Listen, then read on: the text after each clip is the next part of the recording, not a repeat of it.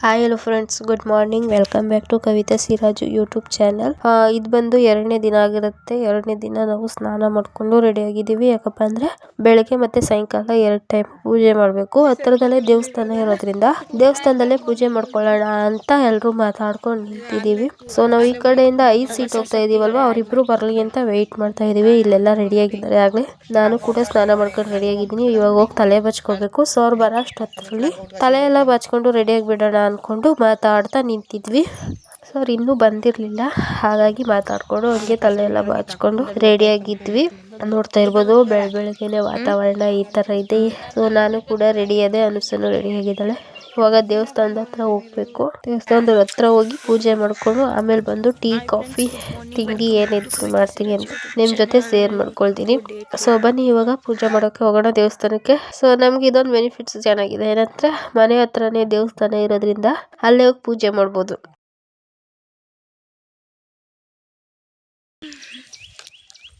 ಏನ್ ಮಲಮ್ಮ ನೀ ತಗೋಬತ್ತಿದ್ದೀವಿ ಅಲ್ಕೆನೆ ನಾವು ಓಂ ಶಕ್ತಿಗೆ ಹೋಯ್ತಾವಿ, ಅದಕ್ಕೆ ದೇವಸ್ಥಾನಕ್ಕೆ ಹೋಯ್ತಾವಿ. ಕರ್ಪೂರ ಕಸ್ಬಿಟ್ಟು ಬರ್ತೀವಿ ನಡಿ.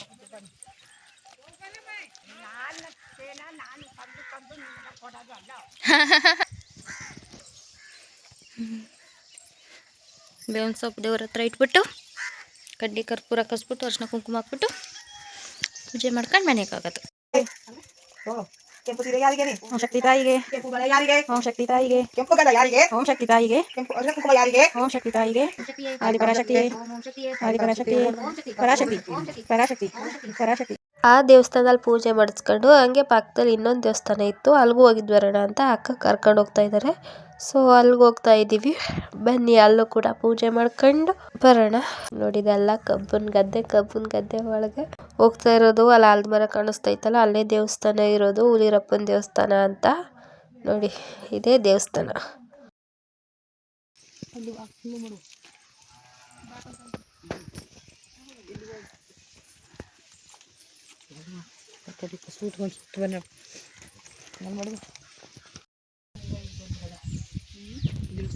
ಹ್ಮ್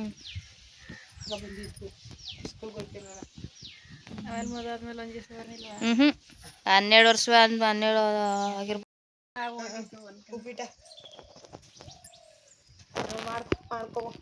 ಸೊ ಇವಾಗ ಪೂಜೆ ಎಲ್ಲ ಮುಗೀತು. ನೋಡಿ ನಮ್ಮ ಶಕ್ತಿಗಳು ನಿಂತಿದ್ದಾರೆ.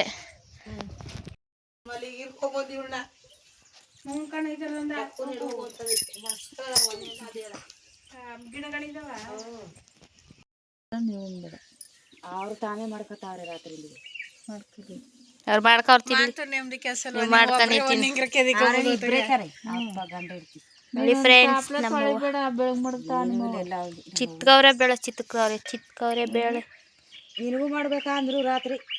ಪೂಜೆ ಎಲ್ಲ ಮುಗಿಸ್ಬಿಟ್ಟು ಬೆಳಗ್ಗೆ ತಿಂಡಿಗೆ ಅಂತ ತರಕಾರಿನ ಕಟ್ ಮಾಡ್ಕೊಳ್ತಾ ಇದ್ದೀನಿ. ಇವತ್ತು ಏನು ತಿಂಡಿ ಮಾಡ್ತಾ ಇದ್ದೀನಿ ಅಂತ ಅಂದರೆ ಸಿಂಪಲ್ ಆಗಿ ಅವಲಕ್ಕಿ ಉಪ್ಪಿಟ್ಟನ್ನ ಮಾಡ್ಕೊಳ್ತಾ ಇದ್ದೀನಿ. ಅದೇ ಫ್ರೆಂಡ್ಸ್ ಇವತ್ತು ಬೆಳಗ್ಗೆ ತಿಂಡಿಗೆ ಅವಲಕ್ಕಿ ಉಪ್ಪಿಟ್ಟು ಮಾಡಕ್ ಹೋಗ್ತಾ ಇದ್ದೀನಿ. ಟೊಮೆಟೊ, ಈರುಳ್ಳಿ, ಮೆಣಸಿನ್ಕಾಯಿ, ಕರ್ಬೇವಿನ ಸೊಪ್ಪು,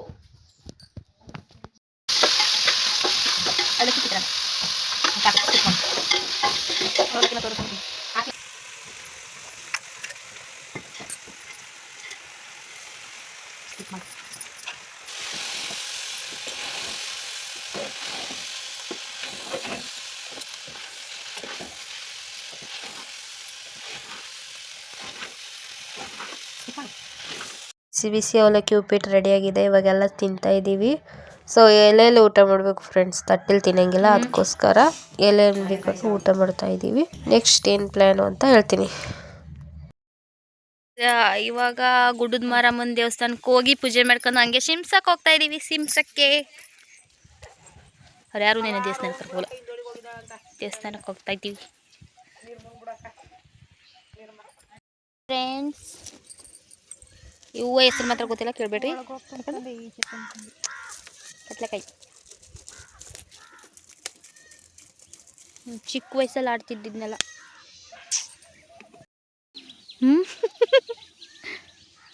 ಆಗಲ್ಲ ಹೊಡಿತಾ.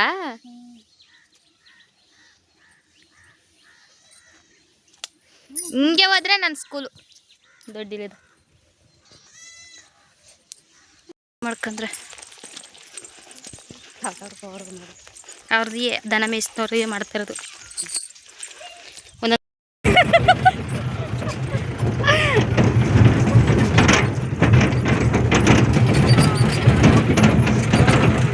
ದೇವಸ್ಥಾನ ಇರೋದು ಬಂದು ದೊಡ್ಡನವಾಡಿಲಿ ಫ್ರೆಂಡ್ಸ್. ಗುಂಡಲ್ ಡ್ಯಾಮಿಂದ ದೊಡ್ಡನವಾಡಿಗೆ ನಡೆದು ಸಾಕಾಯಿತು. ಅಲ್ಲಷ್ಟು ದೂರ ಬಂದಮೇಲೆ ಒಂದು ಟ್ಯಾಕ್ಟ್ರ್ ಸಿಕ್ಕಿದ್ದೆ ಶಿವ ಅಂತ ಟ್ಯಾಕ್ಟ್ರ್ ಪ್ರಯಾಣನೂ ಮಾಡಿಬಿಟ್ವಿ. ಸೊ ಫೈನಲಿ ಬಂದು ದೇವಸ್ಥಾನದ ಹತ್ರ ರೀಚ್ ಆಗಿದ್ದೀವಿ.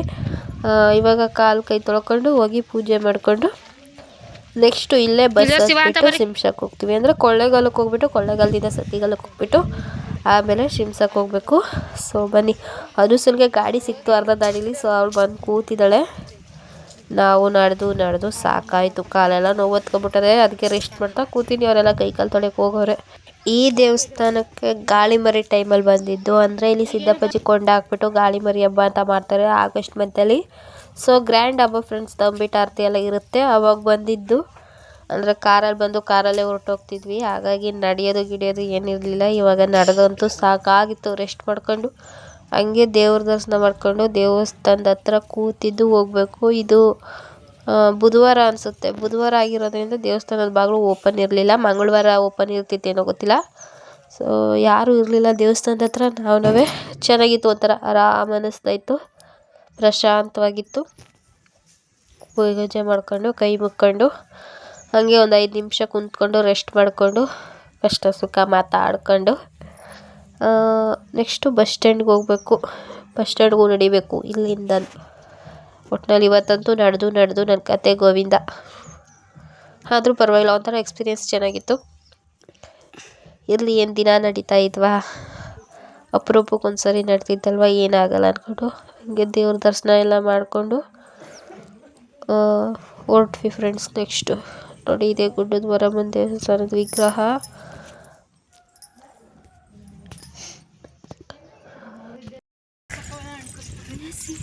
ನೋಡಿ ಫ್ರೆಂಡ್ಸ್, ಗುಡ್ಡದ ಮಾರಮ್ಮನ ದೇವಸ್ಥಾನ ಮುಗಿಸ್ಕೊಂಡು ಇವಾಗ ಶಿಮ್ಸಕ್ಕೆ ಹೋಗ್ತಾ ಇದ್ದೀವಿ. ನಡೆದು ಕಾಲೆಲ್ಲ ನೋವು ಹೊತ್ಕತ್ತು. ನೋಡಿ ಫ್ರೆಂಡ್ಸ್, ಬಸ್ಸು ಕಾಯ್ತಾ ಕೂತಿದ್ದೀವಿ. ಬಸ್ಸೇ ಬರಲಿಲ್ಲ ಫ್ರೆಂಡ್ಸ್. ಬಂದು 1 ಗಂಟೆಲಿ ಬಂದು 1:30 ಆಯಿತು. ಅಕ್ಕ ಬಸ್ ಬರಲಿಲ್ವಲ್ಲ, ಇದ್ರ ಬಗ್ಗೆ ನಿಮ್ಮ ಅಭಿಪ್ರಾಯ ತಿಳಿಸಿ. ನೋಡಿ ಫ್ರೆಂಡ್ಸ್, ಈ ಥರ ಇವ್ರನ್ನೆಲ್ಲ ಕರ್ಕೊಂಡು ಇವ್ರ ಜೊತೆಗೆ ನಾನು ಹೋಯ್ತಾ ಕುಂತ್ಕೊಂಡಿಟ್ಗೆ ಬಸ್ ಬಂತು ಅಂತ.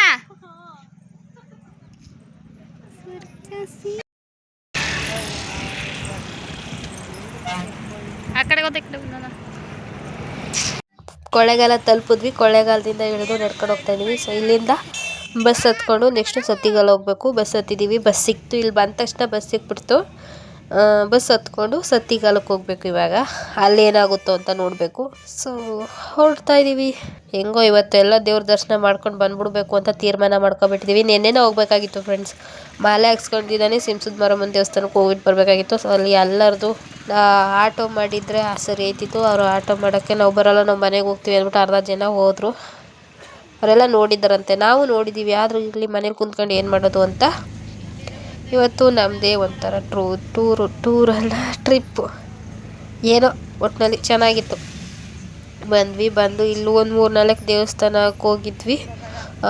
ಮೊದಲು ಶಿಮ್ಷಾಮರಮ್ಮನ ದರ್ಶನ ಮಾಡಿಕೊಂಡು ನೆಕ್ಸ್ಟು ಸೋಮೇಶ್ವರ ದೇವಸ್ಥಾನನೂ ಏನೋ ಇತ್ತು, ಅದನ್ನು ಮುಗಿಸ್ಕೊಂಡು ಆಮೇಲೆ ಮಧ್ಯರಂಗ ಟೆಂಪಲ್ಗೆ ಹೋಗಿದ್ವಿ. ಅಲ್ಲಿ ಕ್ಲೋಸ್ ಆಗಿತ್ತು ಅಂತ ಅಂದ್ಕೊಂಡ್ವಿ. ಬಟ್ ಅದು ಓಪನ್ ಇತ್ತು. ಸುತ್ತ ಮರಗಳಿಂದ ಒಂಥರ ಶಿವ ನಿಂತ್ಕೊಳಕ್ಕೆ ಮಾಡ್ತಾರಲ್ಲ, ಆ ಥರ ಮಾಡಿಬಿಟ್ಟಿತ್ತು. ಅದನ್ನು ನೋಡ್ಬಿಟ್ಟು ನಾವು ಕ್ಲೋಸ್ ಆಗಿದೆ ಅಂತ ಹೋಗ್ತಾ ಇದ್ವಿ. ಆದರೆ ಆಟೋದವರೇ ಇಲ್ಲ, ಓಪನ್ ಇದೆ ಹೋಗಿ ಅಂತ ಅಂದರು. ಹೋಗಿ ದರ್ಶನ ಮಾಡಿಕೊಂಡು ಬಂದ್ವಿ. ನೋಡಿ, ಇದು ಸಿಮ್ಸ ಮಾರಮ್ಮ ವಿಗ್ರಹ. ನೋಡಿ, ನೆಕ್ಸ್ಟ್ ಬಂದಿದ್ದು ಇದೆ ಸಕ್ರಾಂತ ಪ್ರಸನ್ನ ಮೀನಾಕ್ಷಿ ಸೋಮೇಶ್ವರ ದೇವಸ್ಥಾನ. ಹೇಳದ್ನಲ್ಲ ಅದು. ಇಲ್ಲಂತೂ ವಿಗ್ರಹ ಅಂತೂ ಸಾಕತ್ತಾಗಿತ್ತು. ಮೀನಾಕ್ಷಿ ಅಮ್ಮ ಅವ್ರು ನೋಡೋಕ್ಕೆ 2 ಕಣ್ಣು ಸಾಲದು ಅನ್ನೋಷ್ಟು ಚೆನ್ನಾಗಿತ್ತು. ಪಳಪಳ ಅಂತ ಇತ್ತು ದೇವರು ನೋಡೋಕ್ಕೆ. ನೋಡಿಕೊಂಡು ದರ್ಶನ ಎಲ್ಲ ಮುಗಿಸ್ಕೊಂಡು ಹಾಗೆ ಊರಿಗೆ ಬಂದ್ವಿ. ಸೊ ಇಷ್ಟೇ ಫ್ರೆಂಡ್ಸ್ ಇವತ್ತಿನ ವ್ಲಾಗ್. ಈ ವಿಡಿಯೋ ನಿಮಗೆ ಇಷ್ಟ ಆಗಿದೆ ಅಂತ ಅಂದ್ಕೊಳ್ತೀನಿ. ನೆಕ್ಸ್ಟು ಡೇ 3ಲಿ ಏನಾಯಿತು ಅನ್ನೋದನ್ನ ನಾನು ನಿಮ್ಮ ಜೊತೆ ಶೇರ್ ಮಾಡ್ಕೊಳ್ತೀನಿ. ಈ ವಿಡಿಯೋ ಇಷ್ಟ ಆಗಿದ್ದರೆ ನಿಮ್ಮ ಅನಿಸಿಕೆ ಅಭಿಪ್ರಾಯ ಏನೇ ಇದ್ದರೂ ಕಾಮೆಂಟ್ ಮಾಡಿ, ಹಂಗೆ ಲೈಕ್ ಮಾಡಿ. ಇನ್ನು ಯಾರೆಲ್ಲ ನನ್ನ ಚಾನಲ್ನ ಸಬ್ಸ್ಕ್ರೈಬ್ ಮಾಡಿವೋ ಪ್ಲೀಸ್ ಸಬ್ಸ್ಕ್ರೈಬ್ ಮಾಡಿಕೊಂಡು ವಿಡಿಯೋನ ನೋಡಿ. ಥ್ಯಾಂಕ್ ಯು ಫ್ರೆಂಡ್ಸ್ ವಿಡಿಯೋ ನೋಡಿದ್ದಕ್ಕೆ. ಇದು ಸೋಮೇಶ್ವರ ವಿಗ್ರಹ. ನೆಕ್ಸ್ಟ್ ನಾನು ಹೇಳೋದ್ನಲ್ಲ ಇದು ಮಧ್ಯರಂಗ. ಈ ಥರ ಹಾಕಿರೋದು ಕ್ಲೋಸ್ ಅಂದ್ಬಿಟ್ಟು ಹೋಗ್ತಾ ಇದ್ವಿ, ಇಲ್ಲ ಓಪನ್ ಇರುತ್ತೆ ಹೋಗಿ ಅಂದರು. ಸೊ ಹಾಗಾಗಿ ಅಲ್ಲೇ ನುಕ್ಕೊಂಡು ಹೊಂಟೋದ್ವಿ. ಅಲ್ಲೆಲ್ಲ ಒಳಗೆ ವಿಡಿಯೋನ ಮಾಡಬಾರ್ದು ಅಂತ ಎಲ್ಲ ದೇವಸ್ಥಾನಗಳು ಇದೆ ಫ್ರೆಂಡ್ಸ್. ಇವಾಗ ವಿಡಿಯೋ ಮಾಡಬಾರ್ದು. ಸೊ ಇಷ್ಟೇ ಫ್ರೆಂಡ್ಸ್. ಇದು ಬಂದು ಅದೇ ಹೇಳಿದ್ನಲ್ಲ ಮೀನಾಕ್ಷಮ್ಮ ಅವ್ರದ್ದು ವಿಗ್ರಹ ಚೆನ್ನಾಗೈತೆ ಅಲ್ವಾ. ಒಂದೇ ಒಂದು ಫೋಟೋ ತಗೊಂಡಿದೆ, ಸೊ ಅದನ್ನ ನಿಮ್ಮ ಜೊತೆ ಶೇರ್ ಮಾಡ್ಕೊಂಡಿದ್ದೀನಿ.